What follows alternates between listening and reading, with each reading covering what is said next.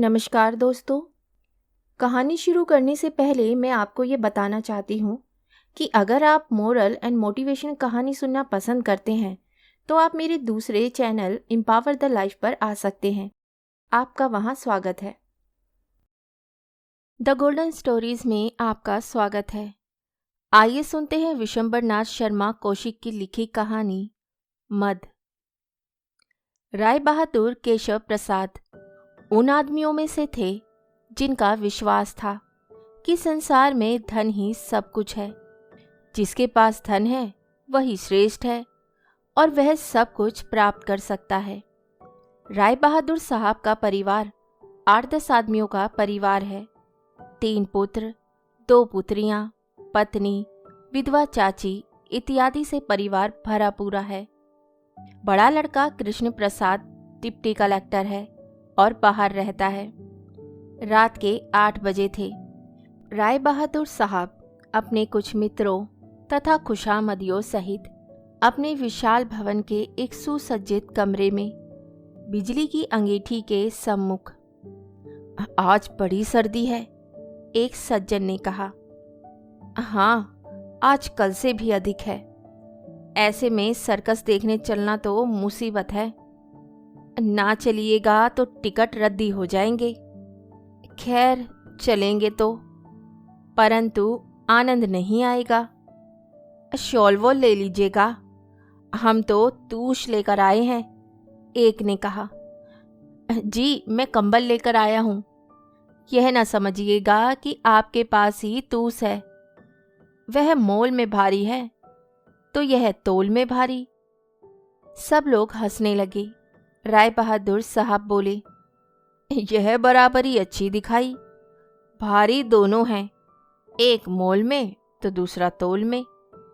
कहने को चाहे जो कहिए, तूस और मलीदा और अलवान, परंतु जो आनंद कंबल और रजाई में आता है वह किसी में नहीं है।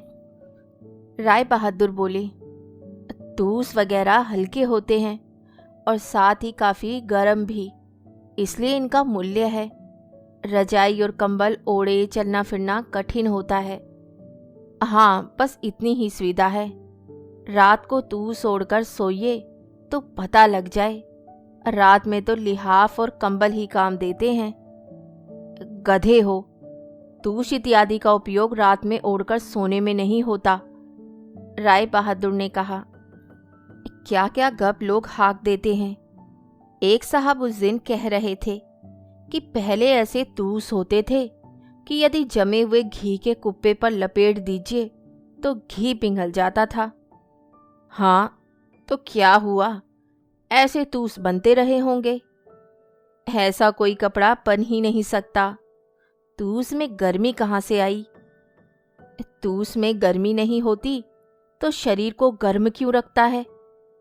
शरीर को तो आपके अंदर निरंतर उत्पन्न हुई गर्मी गर्म रखती है। ऊन केवल इतना करता है कि आपके शरीर की गर्मी को संचित रखता है और बाहर की ठंडी हवा उसे नहीं घसीट पाती, क्योंकि ऊन गर्मी का वाहक ना होकर रोधक होता है। यह बात तो हमारी कुछ समझ में नहीं आती। हम तो यह जानते हैं कि ऊन गर्म होता है। उसका यही तात्पर्य है। जितने पदार्थ गर्मी के अवरोधक होते हैं वे गर्म कहे जाते हैं। यद्यपि उन पदार्थों में गर्मी वर्मी कुछ नहीं होती। यह विज्ञान का मत है। होगा, हम विज्ञान क्या जाने, हम तो सीधी सादी बात जानते हैं। इन्हीं बातों में 8:45 का समय हो गया। एक महाशय बोले, समय हो गया, अब चलना चाहिए। हाँ, अब समय हो गया है।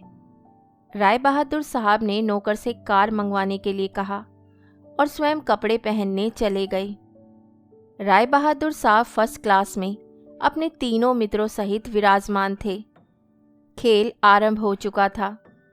कुछ देर बाद एक 19-20 वर्ष की श्वेत रंग की युवती, घुटनों तक फूला हुआ श्वेत घाघरा सा और उसके ऊपर श्वेत रेशम की एक जैकेट सी बाहें खुली हुई पहने हुए आई और दौड़ते हुए घोड़ों की पीठ पर अपने करतब दिखाने लगी। युवती बहुत सुंदर दिखाई पड़ती थी। राय बहादुर साहब स्थिर दृष्टि से उसका कार्य देखते रहे।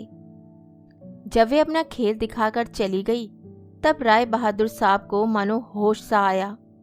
पास बैठे हुए एक मित्र से बोले, बड़े गजब की लड़की है, शरीर में मानो हड्डी है ही नहीं। जी हाँ, बड़ा लोचदार शरीर है और नक्शिक भी सुंदर है। क्या कहने हैं, हूर की बच्ची है, दूसरे मित्र ने कहा। इसको बहुत तनख्वाह मिलती होगी। हाँ हाँ, इसमें क्या संदेह है। भला कितनी मिलती होगी? राय बहादुर साहब ने पूछा। 1500 तो मिलते ही होंगे। 1500 में तो बड़ा अंतर है यार, तीसरे मित्र ने कहा। मेरा मतलब है कम से कम 500 और अधिक से अधिक 1000। कल जरा पता लगवाना चाहिए। राय बहादुर साहब बोले। क्या करोगे पता लगवा कर? राय बहादुर साहब किंचित मुस्कुराकर बोले, तबीयत अच्छा जान पड़ता है आपका यहाँ, लेकिन यहाँ आपकी दाल नहीं गलेगी। क्या कहते हो, दाल नहीं गलेगी? रुपया वह चीज है कि पत्थर को गला देता है, दाल तो दाल है। यहाँ रुपया काम नहीं देगा। भाई, रुपया हर जगह काम देता है और यहाँ भी देगा। मुझे तो संदेह है। अच्छा, कुछ शर्त बदलो। राय बहादुर साहब बोले। शर्त वर्त बदना तो मेरी समझ में नहीं आता। मैं शर्त बदता हूँ, तीसरे सज्जन बोल उठे। मैं शर्त बदता हूँ, तीसरे सज्जन बोल उठे। क्या शर्त बदते हो? जो आपका जी चाहे। 1000 रुपये की शर्त रही। रुपये की शर्त तो व्यर्थ है। देखिए, यदि हार जाएं तो यह कहना छोड़ दें कि रुपया सब कुछ कर सकता है। और जो तुम हार गए? राय बहादुर साहब ने पूछा। तो मैं यह मान लूंगा कि वाकई रुपया सब कुछ कर सकता है। जरा समझ बूझ कर शर्त बदो। थिएटर सर्कस की औरतों पर ऐसी शर्त बदना मूर्खता है। ये तो पैसे से हासिल की जा सकती हैं। हाँ हाँ, क्या हुआ, परंतु कम से कम कोई हिंदुस्तानी तो इसे पैसे के बल से भी हस्तगस्त नहीं कर सकता, ऐसा मेरा विश्वास है, और इसीलिए मैं शर्त बद रहा हूं। तो रही शर्त? राय बहादुर साहब ने पूछा। हाँ हाँ, रही। जो कह दिया सो कह दिया, उसको अब नहीं बदलूंगा। तो बस ठीक है। कितना लेगी ससुरी? 1000, 2000, 4000, 5000? बस 10,000 तक का बजट रखा है। बजट तो और बढ़ सकता है। अब तो शर्त बदी है ना, चाहे जो खर्च हो जाए, परंतु इतने से अधिक खर्च नहीं होगा। अच्छी बात है। इसके पश्चात खेल देखने लगे। खेल समाप्त होते होते श्वेत रंग की लड़की एक बार पुनः दूसरी ड्रेस पहनकर आई, जो पहले से भी अधिक आकर्षक थी। इस बार उसका खेल समाप्त होने पर राय बहादुर साहब ने खूब ताली बजाई, जोर से चिल्ला चिल्ला कर एक्सीलेंट, ग्रेट इत्यादि शब्दों का उच्चारण किया। उस श्वेत रंग की लड़की ने एक बार इनकी ओर देखकर मुस्कुरा दिया। राय बहादुर साहब कृतकृत्य हो गए। दूसरे दिन राय बहादुर साहब के गण छूटे। 3-4 दिन में लड़की से राय बहादुर साहब का परिचय हो गया। लड़की एक अंग्रेजी होटल में ठहरी हुई थी। लड़की के साथ लड़की का पिता तथा बड़ा भाई भी था। ये तीनों स्पेनिश थे। लड़की का नाम इसाबेला था, बाप का नाम पीडो तथा लड़के का नाम वैलेंटिनो था। वैलेंटिनो भी सर्कस का खिलाड़ी था। पिता घोड़ों की देखरेख का काम करते थे। राय बहादुर इन लोगों से एक बार नित्य मिलते थे। कभी वे स्वयं होटल जाते थे और कभी ये लोग राय बहादुर के घर आया करते थे। राय बहादुर साहब इनकी बड़ी खातिर करते। फूलों के गुलदस्तों, फल, मिठाई तथा श्रृंगार सामग्री से इन लोगों को प्रसन्न करने का प्रयत्न कर रहे थे। ये लोग भी राय बहादुर को बहुत मानने लगे। राय बहादुर की कार इनके लिए हर समय उपस्थित रहती थी। राय बहादुर साहब स्वयं भी इन्हें घुमाने फिराने ले जाया करते थे। एक दिन सर्कस की छुट्टी थी। राय बहादुर इसाबेला को कार पर लेकर घूमने चले। उस दिन इसाबेला अकेली थी। राय बहादुर साहब भी अकेले ही थे और स्वयं ही कार को ड्राइव कर रहे थे। इसाबेला अगली सीट पर राय बहादुर साहब के बगल में बैठी हुई थी। नगर के बाहर छावनी की ओर जाकर राय बहादुर ने एक निर्जन स्थान पर कार रोक दी। अंधकार हो गया था। इसाबेला ने पूछा, क्या बात है? राय बहादुर साहब ने कहा, नहीं नहीं, कुछ नहीं, जरा देर यहाँ रुक कर चलेंगे। कुछ क्षण मौन रहकर राय बहादुर ने कहा, तुम सर्कस की नौकरी क्यों करती हो इसाबेला? मुझे शौक है। बड़ा खतरनाक काम करती हो, जरा चूकने से प्राण जा सकते हैं। यही तो आनंद है। यह आनंद का विषय नहीं, भय का है। मुझे तो तनिक भी भय नहीं लगता, इसाबेला ने हंसकर कहा। जब तक तुम खेल करती रहती हो, मेरी छाती धड़कती रहती है। वह कुछ नहीं है, मुझे उसी में आनंद आता है।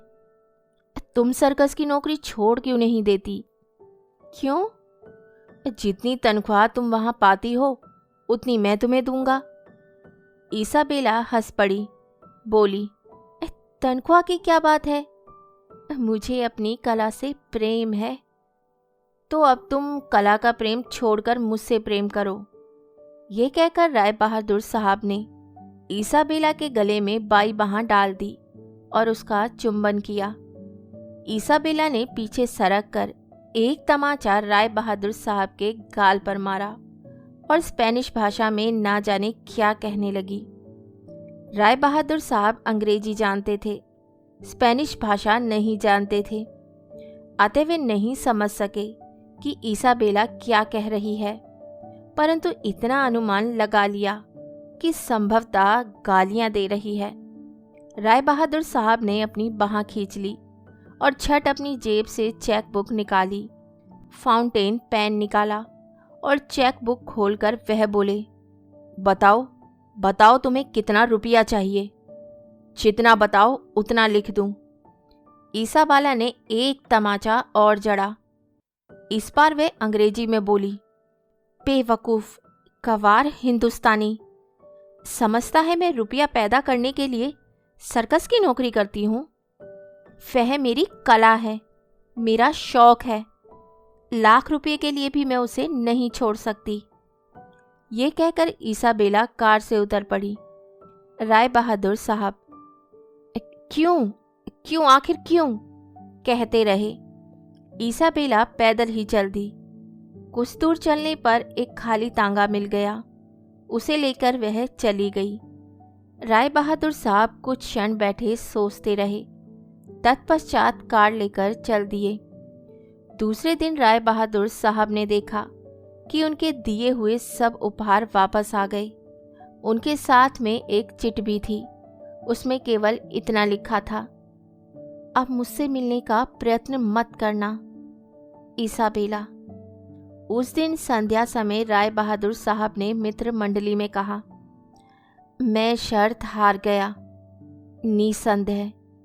निसंदेह रुपए से सब चीजें प्राप्त नहीं हो सकती। कहानी सुनने के लिए धन्यवाद। तो इसी के साथ मैं आपसे विदा लेती हूँ और कल फिर मिलती हूँ एक नई कहानी के साथ। तब तक के लिए अलविदा।